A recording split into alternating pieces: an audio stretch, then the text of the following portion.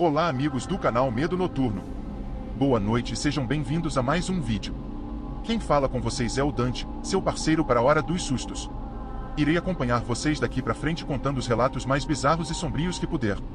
Então vai lá e pega uma xícara de café e vem ouvir o relato de hoje. Para ter uma experiência mais imersiva e envolvente, utilize fones de ouvido. Prontos?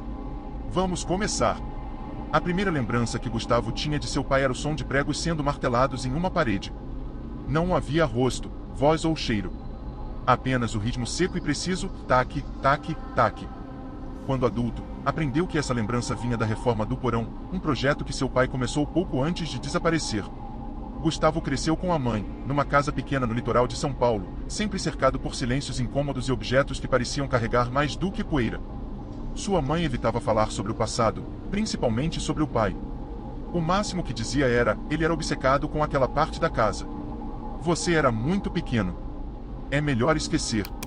Mas Gustavo nunca esqueceu. A casa foi vendida depois da morte da mãe. Não fosse por um processo judicial inesperado que reverteu parte da herança para ele, provavelmente jamais voltaria àquela cidade.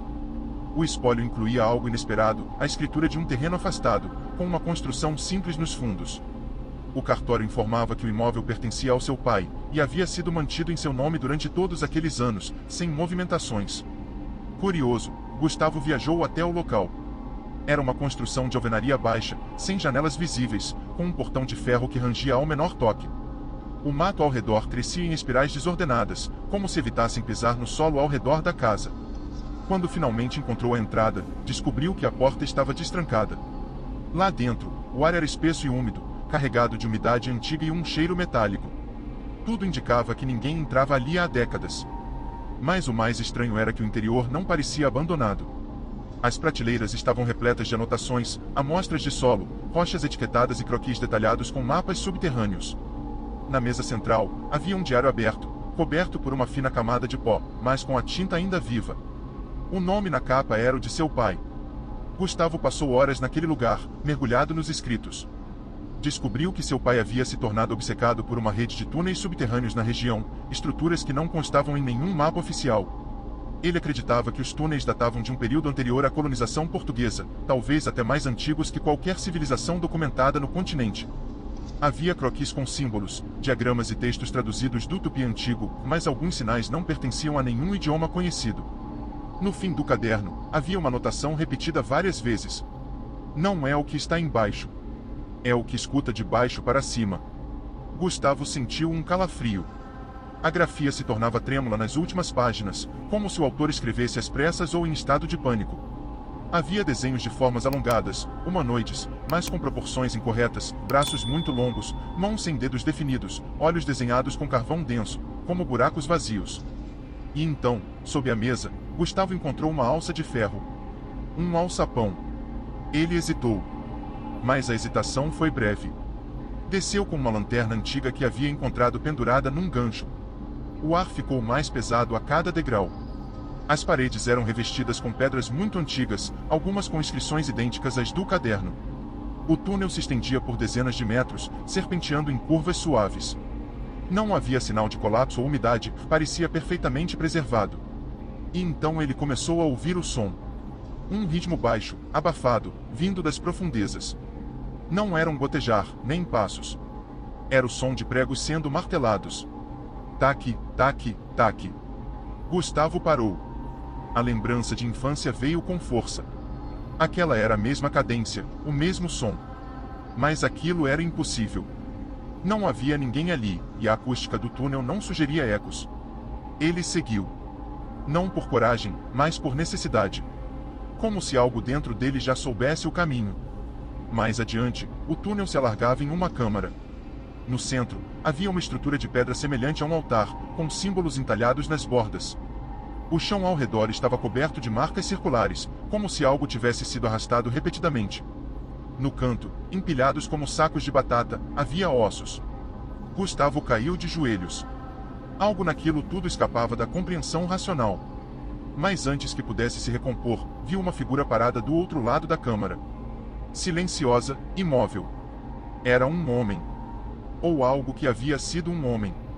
A pele era fina como papel velho, os olhos escuros e fundos como buracos em carvão. Ele usava um avental sujo, e segurava um martelo na mão esquerda. Na mão direita, pendia um pedaço de madeira carcomida. O rosto era familiar. Como ver seu próprio reflexo depois de anos em uma água turva. Gustavo tentou recuar, mas a figura apenas levantou o martelo e apontou para o teto da câmara.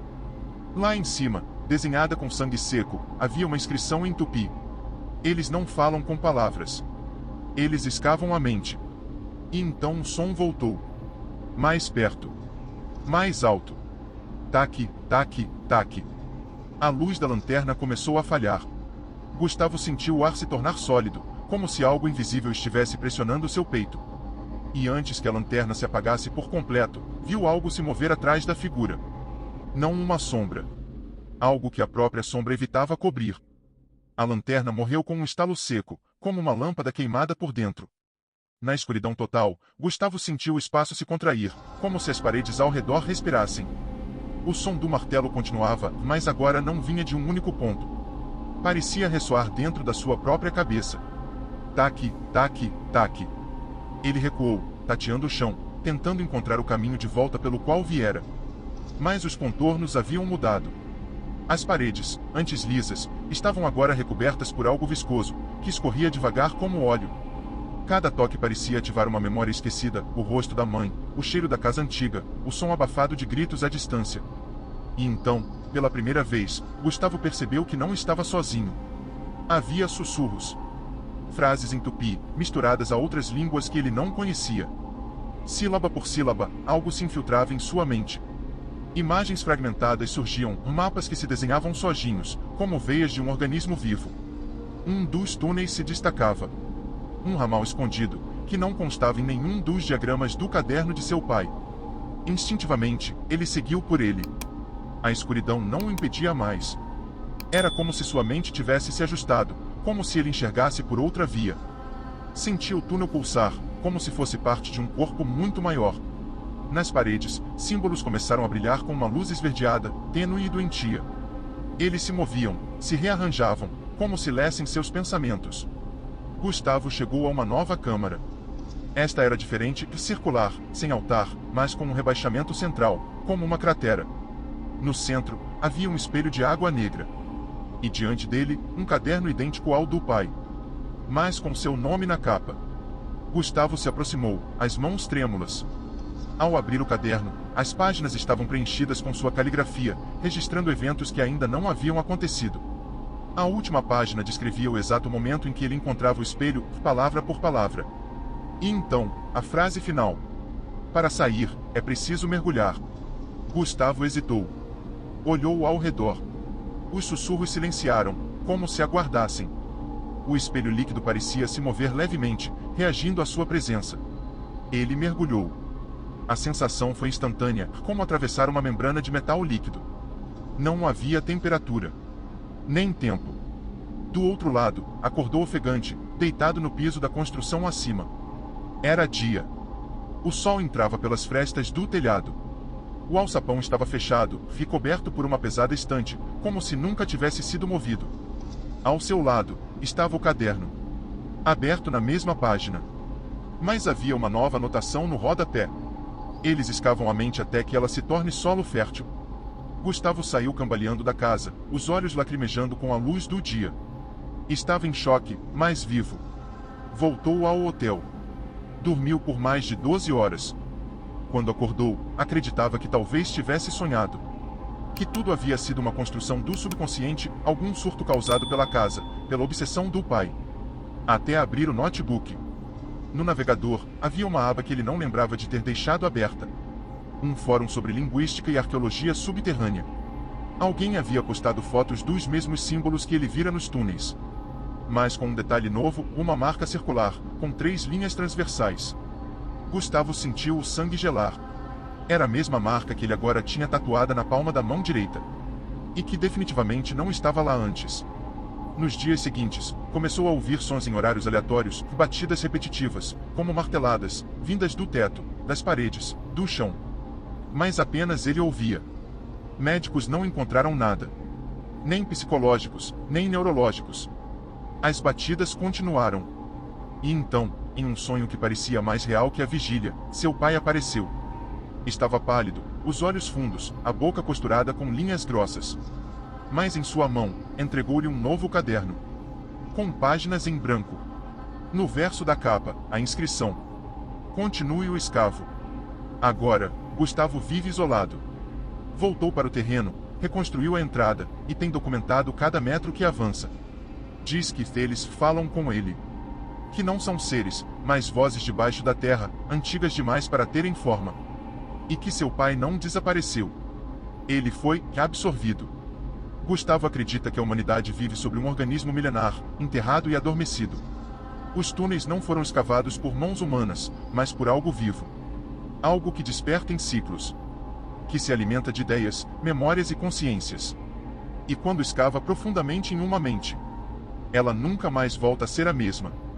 E então, viajante das sombras, o que você faria se ouvisse batidas dentro da sua própria cabeça? Se descobrisse que não somos os primeiros a caminhar por essa terra, mas apenas parte de um ciclo de escavações mentais muito mais antigo e obscuro? Me conta aqui nos comentários. Quero saber o que você sentiu e o que faria diferente se estivesse no lugar de Gustavo. Se esse relato te deixou inquieto, já deixa o like, se inscreve no canal e ativa o sininho. Aqui no Medo Noturno, toda noite traz um novo mergulho nas sombras. E para você que ainda não está pronto para sair desse clima, estou deixando aqui na tela 2 outros relatos do canal que vão te manter nesse estado de tensão. Aproveita, assiste e depois me conta se conseguiu dormir tranquilo. Nos vemos no próximo relato. Ou, quem sabe, em algum lugar no escuro. Você não precisa abrir todas as cartas. Só as que te escolherem. Essa foi a única instrução que Lúcia recebeu ao aceitar o trabalho como catalogadora de acervo epistolar na Biblioteca Pública do Centro Histórico. O prédio, tombado desde 1948, era uma relíquia de outro tempo, móveis de jacarandá, corredores silenciosos, cheiro de papel antigo misturado a verniz seco. A ala onde ela ficaria, a Sala F, não recebia visitantes há décadas. Era uma coleção especial, não acessível ao público, milhares de cartas pessoais, doadas por famílias cujos ancestrais viveram entre os séculos 19 e 20. A maioria nunca havia sido lida ou digitalizada. Lúcia achava isso fascinante. Palavras deixadas para ninguém, conversas atravessando o tempo, esperando por olhos novos. Seu supervisor era um homem magro e formal, que parecia ter sido moldado pela própria biblioteca. Chamava-se Ernesto e raramente falava mais que o necessário. Apenas lhe entregou uma chave antiga, pesada como um objeto ritualístico, e disse: As cartas estão separadas por ano. Comece pelas caixas de 1890. Não leia tudo. Apenas registre remetente, destinatário e condição física. Se encontrar algo estranho, me avise. Ela não entendeu o que ele queria dizer com o estranho, mas não perguntou. Na primeira semana, Lúcia mergulhou no trabalho com entusiasmo. Era meticulosa, discreta, apaixonada por história e mistérios sutis. Quase todas as cartas tratavam de temas banais, casamentos, doenças, embarques, saudades. Algumas tinham flores secas dentro. Outras estavam quase ilegíveis. Mas todas carregavam uma delicadeza que ela achava bela. Até abrir a caixa 1892C. Ali havia apenas 7 cartas.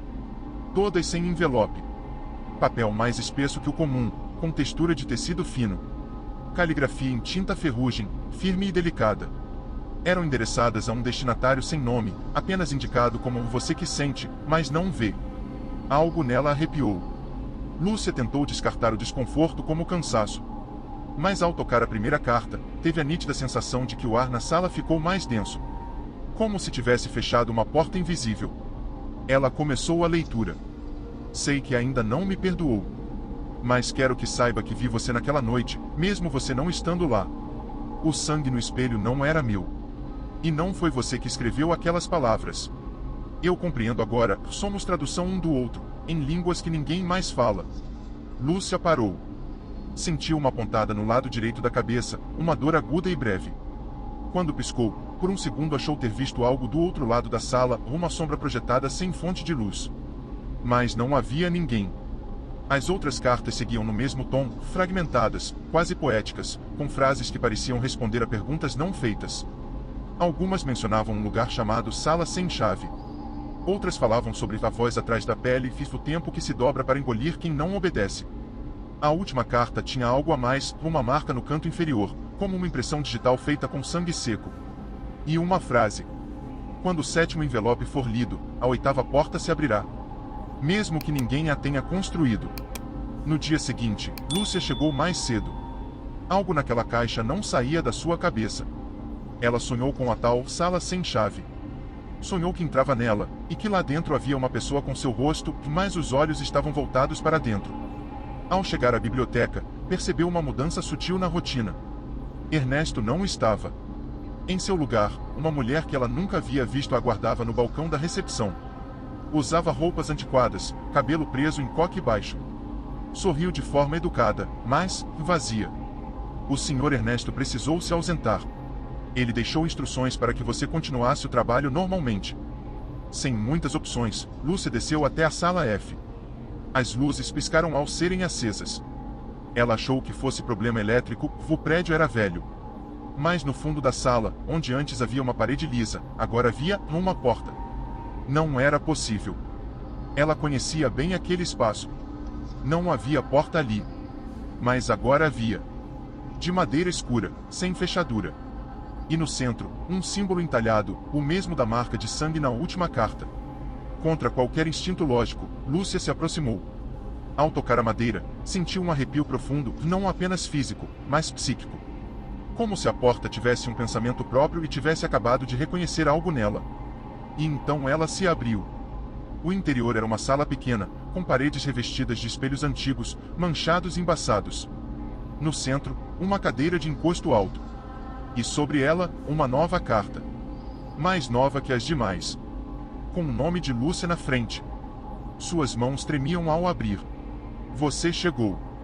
Eu sabia que seria você.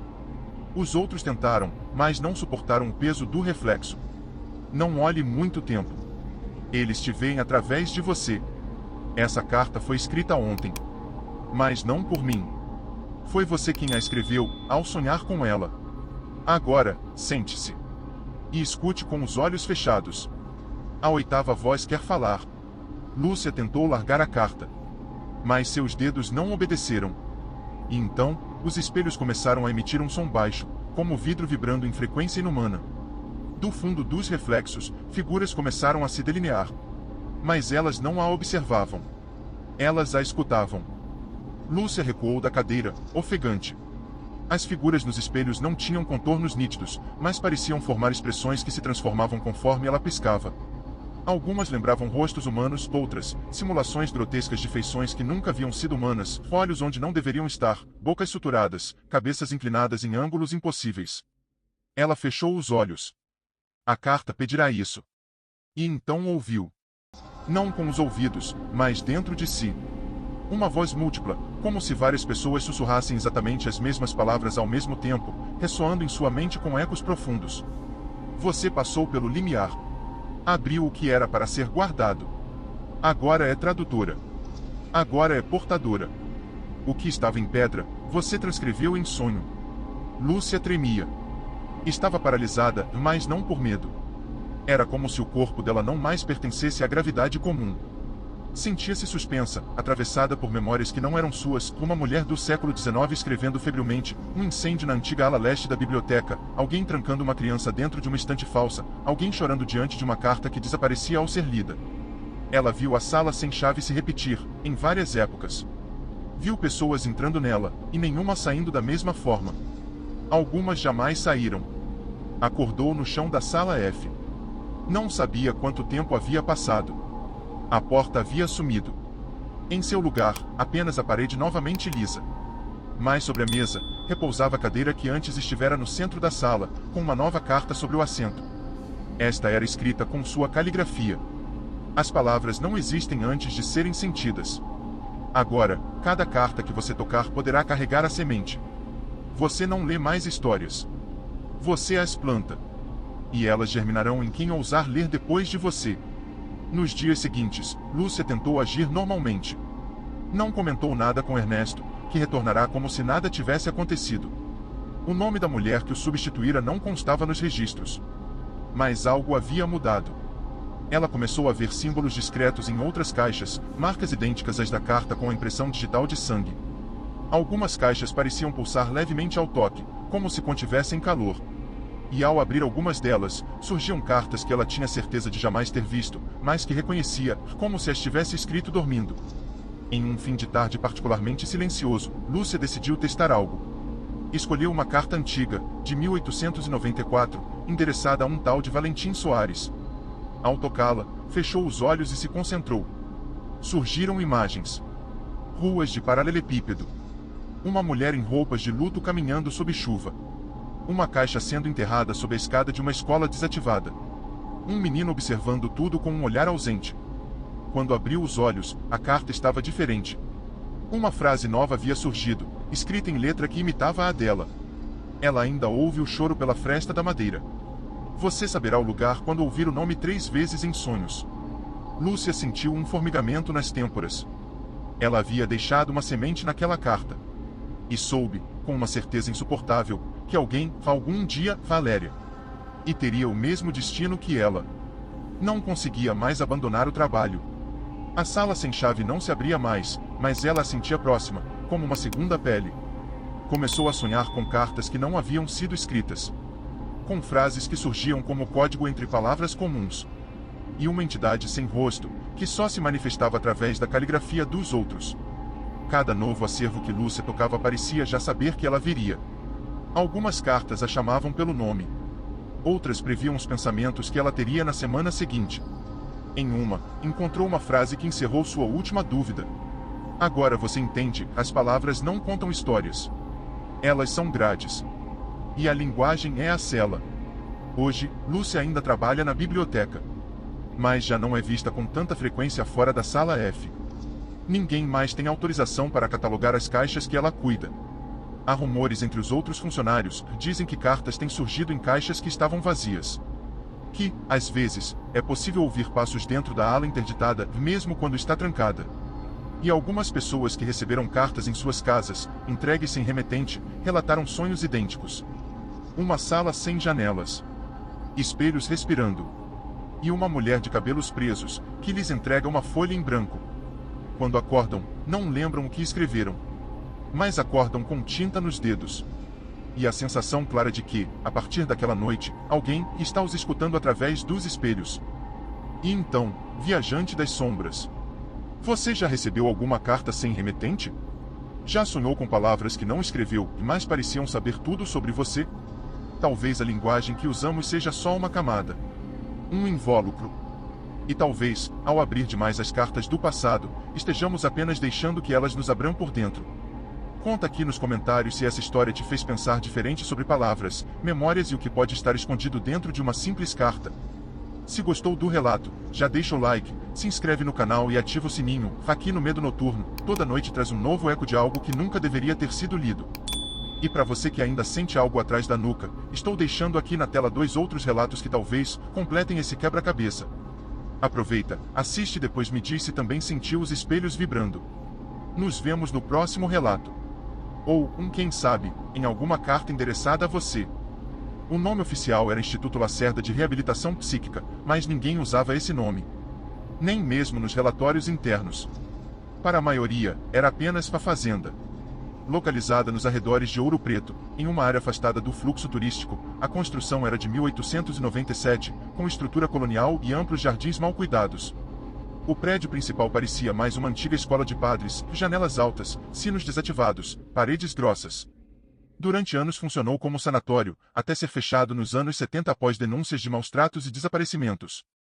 Foi reaberto nos anos 2000 como centro de apoio psicológico para pacientes com traumas intensos e distúrbios de identidade.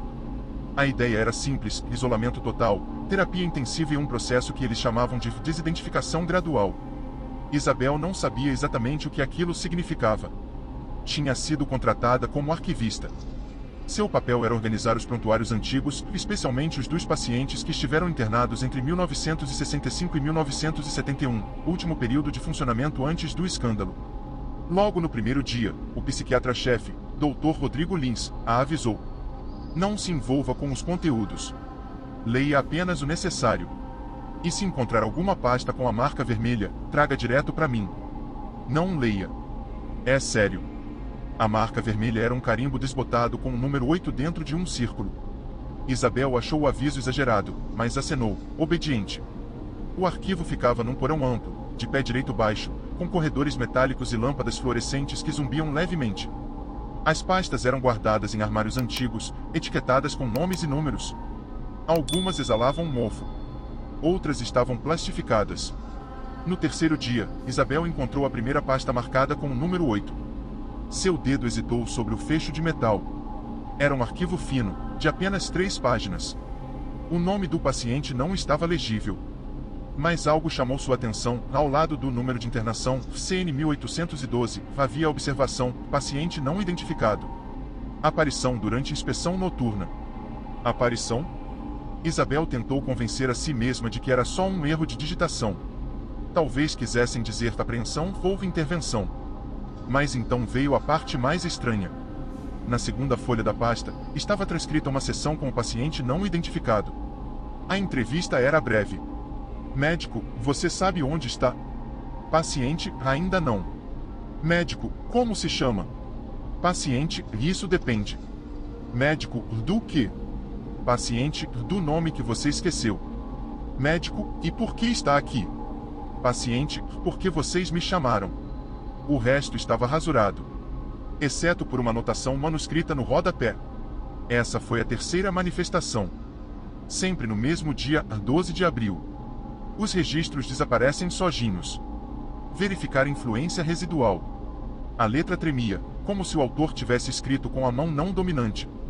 Isabel sentiu um calafrio. A data do documento era exatamente 12 de abril de 1970. Ela olhou para o relógio, 12 de abril de 2025. Exatamente 55 anos depois. Tentou rir da coincidência. Mas, enquanto voltava à superfície para entregar o arquivo, sentiu algo estranho ao subir a escada de concreto. Por um instante, teve a nítida impressão de que os degraus mudavam de ordem sob seus pés. Como se estivessem tentando confundi-la. Ao entregar a pasta ao Dr. Rodrigo, ele a recebeu sem dizer uma palavra. Guardou-a em uma gaveta trancada à chave. Isabel fingiu normalidade. Mas naquela noite, teve um sonho. Estava em um quarto branco, com espelhos no teto e nenhuma porta. Em frente a ela, um homem de terno antigo, rosto coberto por um véu fino como tule. Ele dizia: "Você me leu. Agora eu sei o caminho de volta." Na manhã seguinte, ao chegar à fazenda, Isabel percebeu uma mudança sutil no ambiente. A recepcionista não a reconheceu de imediato. Um dos terapeutas a chamou de Fana ao passar por ela no corredor.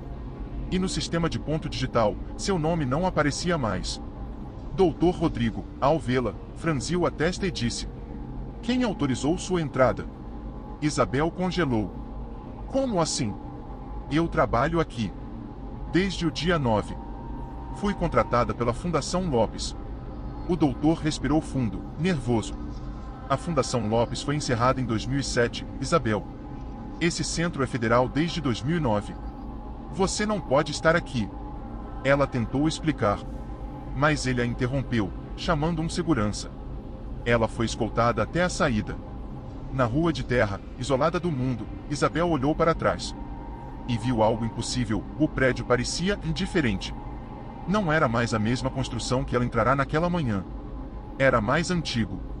Paredes escuras, janelas entaipadas. E na fachada, um letreiro esmaecido: Hospício da Serra, fundado em 1897. Era como se o lugar tivesse voltado no tempo. Ou como se ela tivesse sido empurrada para outra camada dele. Desorientada, voltou à cidade. Tentou entrar em contato com a agência que a contratou. O telefone não existia. A oferta de emprego não estava mais em sua caixa de e-mail. E os registros bancários do depósito do adiantamento simplesmente haviam sumido. Naquela noite, recebeu um envelope sob sua porta. Sem remetente. Dentro, havia uma única folha com o carimbo vermelho 8. E a frase: "Você encontrou o nome que esquecemos. Agora, lembre-se de esquecer." Isabel tentou racionalizar. Talvez tivesse sido vítima de um golpe elaborado, alguma simulação maluca. Mas quanto mais tentava encontrar lógica, mais o mundo ao seu redor parecia responder de forma absurda. Nos dias seguintes, acontecimentos sutis começaram a corroer sua sanidade. Seu reflexo, por exemplo, atrasava alguns segundos para acompanhar seus movimentos. Inicialmente achou que era cansaço, ou uma falha de iluminação. Mas ao se encarar mais de perto, Percebeu que o reflexo às vezes a observava mesmo quando ela não se movia. As mensagens no celular começaram a sumir antes que ela as lesse. Algumas voltavam horas depois, alteradas. Em uma delas, sua mãe perguntava por que ela havia mandado o áudio falando em latim. Isabel nunca estudou latim. Sonhos se tornaram recorrentes e cada vez mais nítidos. Sonhava com uma escada espiral descendo por dezenas de andares, onde cada porta aberta revelava versões ligeiramente distorcidas da própria vida. Em uma, ela era enfermeira do Hospício da Serra. Em outra, paciente. Em uma terceira, estava em silêncio diante de si mesma, em uma cela acolchoada, costurando cartas com fios de cabelo. E em todas essas visões, alguém sempre repetia a mesma frase, ao fundo. Você me leu. Agora estou em você. Uma noite, em total desespero, retornou à fazenda. Queria provas. Algo que pudesse mostrar a alguém. Que provasse sua sanidade. Mas quando chegou ao local, encontrou apenas ruínas. Não havia portão. Não havia segurança. Apenas uma construção em ruínas, devorada pelo mato. Em meio aos escombros, viu uma pedra com inscrições desbotadas. Instituto Lacerda, interditado em 1971. Ela estava ali. Mas, há 50 anos. De volta à cidade, foi até a biblioteca pública. Vasculhou jornais antigos, obituários, relatórios médicos. E encontrou menções breves ao paciente não identificado que teria surgido em 3 ocasiões ao longo de 6 anos, sempre no dia 12 de abril. Uma anotação de rodapé em um artigo psiquiátrico chamava a atenção. A manifestação do CN 1812 parece relacionada a eventos de leitura não autorizada dos arquivos restritos. Em todos os casos, o leitor demonstrou sintomas de ruptura da linha temporal perceptiva, seguida de desaparição social progressiva. Desaparição social. Isabel voltou ao próprio prédio. No saguão, o porteiro não a reconheceu. Sua chave não abria mais a porta. Tentou contato com a irmã. Número inexistente. Redes sociais? Sua conta tinha sido excluída. Todos os e-mails enviados voltaram com erro. Seu nome havia começado a desaparecer. Apenas uma coisa persistia: os envelopes. Sempre deixados sob sua porta, mesmo que ela não tivesse mais onde morar. Em um hotel barato, em um quarto alugado, ou mesmo em um abrigo, os envelopes a encontravam. Dentro de cada um, uma nova variação da mesma frase. Você foi lida. Você é a leitura. Agora, lembre-se de esquecer. Certa noite, em completo colapso, Isabel olhou o espelho. Seu reflexo não a imitou. Ao contrário, sorriu. E disse, com a voz de um homem: Nós nos revezamos há muito tempo. Cada nome esquecido abre espaço para o próximo. E você, Isabel, você já foi outro nome. Quer que eu te diga qual era? Ela recuou, balbuciando que nada daquilo era real. Que era um delírio. Mas o reflexo avançou, a imagem tremeluzindo como se fosse feita de papel molhado. Você é o arquivo. A pasta 1812. A manifestação anterior. E está apenas voltando ao lugar de onde foi retirada. Isabel gritou. Atirou um abajur no espelho. A imagem se desfez. Mas no vidro estilhaçado, algo persistiu, um número, rabiscado com o próprio reflexo de seu sangue. CN 1812. Hoje, Isabel já não é lembrada por ninguém. Seu CPF foi dado como cancelado. Seu nome não consta em registros. E no subsolo de um antigo prédio em Ouro Preto, onde hoje há apenas um depósito de documentos desativado, há uma única pasta em uma gaveta enferrujada. Ela não tem capa, nem nome. Apenas um número. CN 1812. E um post-it amarelado preso ao lado de dentro, escrito à mão, em uma letra nervosa. Não leia este arquivo. Ele escreve de volta. E então, viajante das sombras. Você já sentiu como se alguma parte da sua vida estivesse sendo apagada aos poucos? Como se seu nome, sua história, fossem substituídos por outra coisa. Talvez você também tenha lido algo que não devia. E talvez, nesse exato momento, algo esteja te observando do outro lado do espelho. Não para copiar seus gestos, mas para substituí-los. Conta aqui nos comentários se essa história te deixou com aquela dúvida incômoda. Você é quem pensa ser, ou apenas mais uma leitura se repetindo? Se curtiu o relato, já deixa o like, se inscreve no canal e ativa o sininho, porque no Medo Noturno, cada noite pode ser o ponto final, ou o parágrafo seguinte. E para você que ainda sente um nome sussurrando em sua cabeça, talvez não seja o seu, aqui na tela vão aparecer 2 outros vídeos do canal que talvez ajudem a lembrar. Ou a esquecer de vez. Nos vemos no próximo relato. Ou, quem sabe, em alguma pasta perdida. Vou deixar 2 vídeos aqui para vocês que sei que vocês irão gostar. Nos vemos lá. Fui.